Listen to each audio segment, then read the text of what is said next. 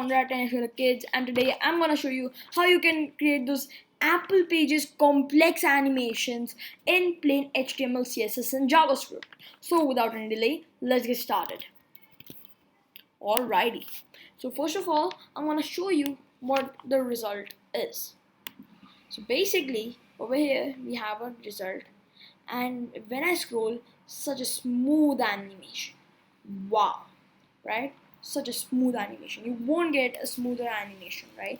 So special thanks to this person, Jurin.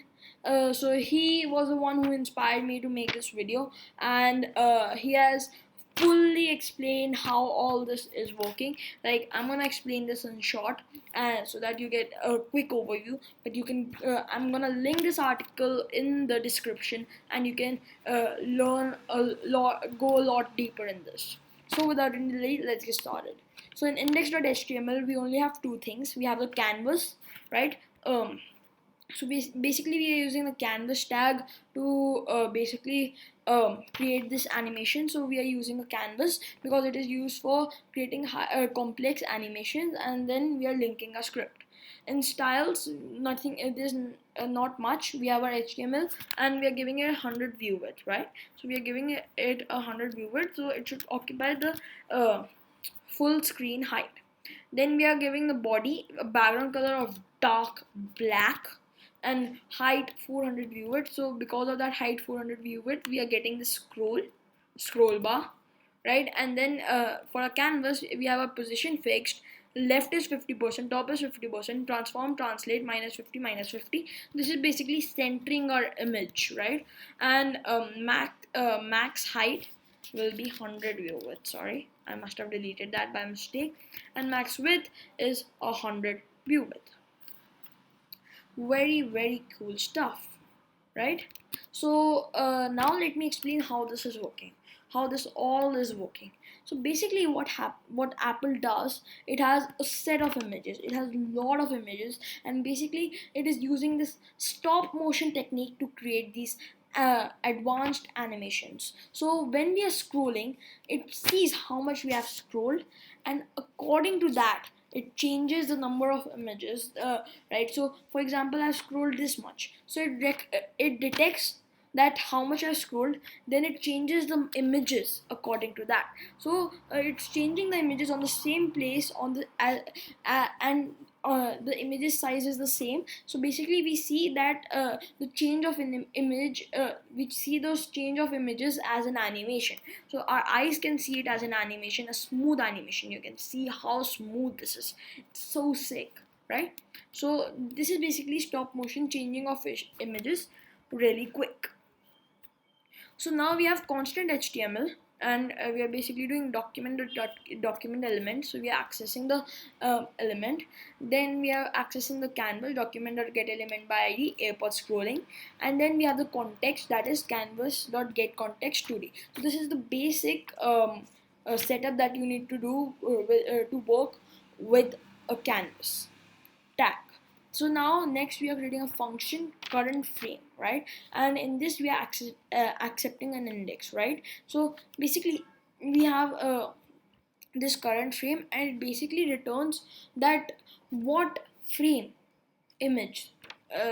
So basically it returns the frame image. So for example, we are on the 19th frame, so it will return the 19th image in the set of images. So basically we are pulling in the images directly from the Apple website. I'll provide this link all in the description also. So it's, but all of the URLs are on Jurin's article, so you can refer to it. So basically if I go to 0001.jpg, you can see we have the image. If I go to, for example, 00010, then we have this image, right? A different image. So now we have 147 such images. 147, right? Till it does not go black. 146 is very okay. 146 is also black, and 145 is very faint So right, very faint. And if I go to 140, you will be able to see the AirPods a bit, right? Pretty cool. So this is how Apple is saving all the images, and we don't need to download any images. We'll pull in directly from Apple all these images. And for this number index, we are putting the index dynamically. .jpeg is the standard image format, and we just have to put in the index dynamically. So what we have to do, index.toString, right? So first we need to convert it to toString. Then we have to do pad start, right? So like for example, the index is 1, so we need 4 digits in this number. So for having 4 digits, if index is only 1, we only have 1 digit. So to add those 3 more digits, we are using pad start. So we are saying basically when we have 1 digit or less than 4, just add the number of zeros that needed to be added in front of the number. So for example, we are on index 1 and the number should be of 4 digits. So basically it will add 3 zeros in front of 1. If we have 145, right? So if we are on 145, then it will check that only 1 digit needs to be added. So it adds 1 zero in front of the image, right? So this is our current frame function. Then we have a frame count variable that in which we are saving basically how many images we have. So we have in total 147 images, right? Then we have the canvas.height and canvas.width that is equal to the width and height of our Apple AirPods image. Apple AirPods width and height of the image, right? Next we have a constant image, and we're just creating a new image object.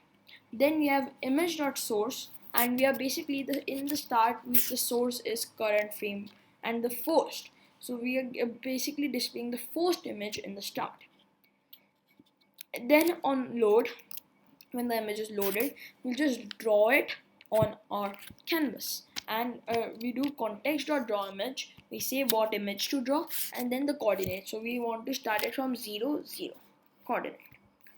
Pretty cool. Then we are creating a function, arrow function, update image, and we are taking in the index. And then on update image, we are basically changing the sources of images and drawing them rapidly. So basically, whenever update image is called, the source of the image is changed, and the image is drawn, right? Next we have now we are on the logic, that is when we scroll. So there's a lot of maths that is over here, and in this article written by Jurin, he has explained all this maths. So we'll just go through this. So we have scroll top, right, and we are basically saying taking in HTML.scroll top. So I'll just log out all the values one by one to show you what values we are getting. So scroll top.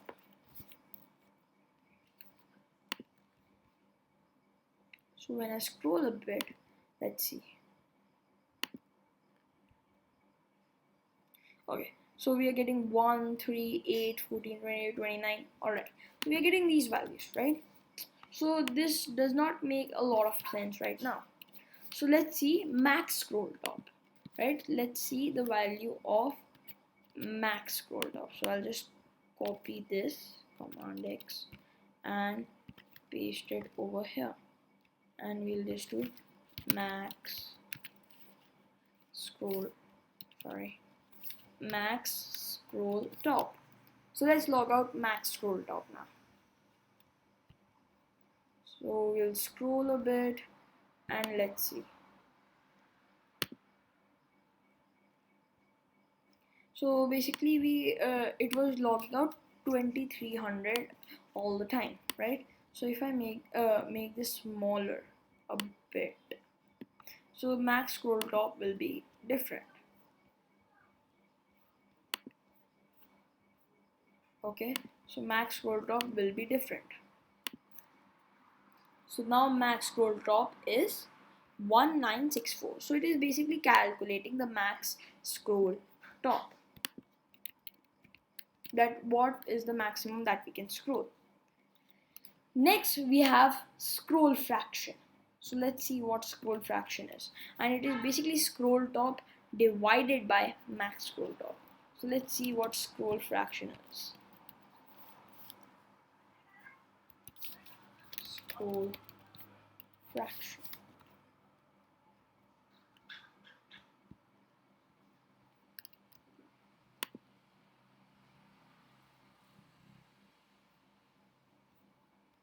So okay, we're gonna start once again. Alright, so let's see now the values. So we have 0 0.0, 0. Then we go to 0 0.01, then we go to 0 0.02, 0 0.03, 0 0.04, 0 0.05, 0 0.06, 0 0.07, then we move on to 0 0.1, then 0.1, then we are on 0.2, 0.3, 0.4, 0.5, 0.6, 0.7, 0.8, 0.9 until we reach 1 in the end. And in the end, all the things that are being happened are from frame index. So this is basically taking out the index on which frame are we actually after scrolling. So let's see what's the value of frame index. So basically what we're doing, we are taking out the math, we are using math.min, right? And we are taking out taking the minimum values from these two things. That one is frame count minus 1, right? That was basically 146, and the other value is math.float scroll fraction into frame count, right? So this is a lot of math that is explained in the article. So now let's just all right, let's just see. So now we are getting the image values, that on which image actually we are, right? And next what we need to do, we need to just request an animation frame and update the image frame index plus not 9 plus 1. Okay, that was a typo.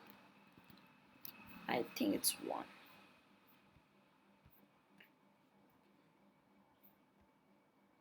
Alright, frame index plus 1.